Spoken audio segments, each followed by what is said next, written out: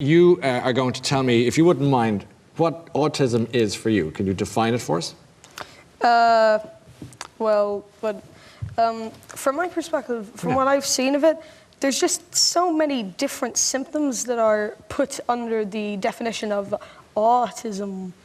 And the whole thing is that one person with autism could have a combination of symptoms that would mean it would be absolutely impossible to prevent them from going outside and yelling in public. And another person could not, no matter what, be convinced to talk to anyone. It's just such a blanket statement. And does that annoy you? I think that does annoy me, because some people just take like the most common symptoms of autism and say, that's autism. Yes. That's the entire thing. Whereas they should be thinking about what? I think they should be. What they should think about is. Now, I'm not sure whether to say the minority or the majority, because the majority of people who've been diagnosed probably have the most common symptoms. But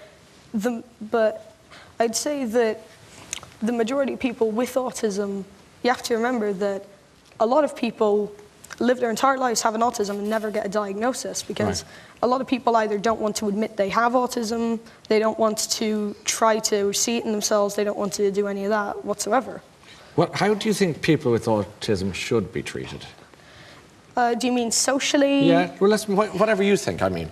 Well, what I mean is, when it comes to care, I think that if they require care, they should be given it. If they don't, they shouldn't.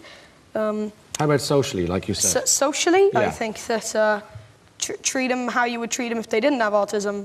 If they act like an asshole, treat them like they're an asshole because they're acting like one.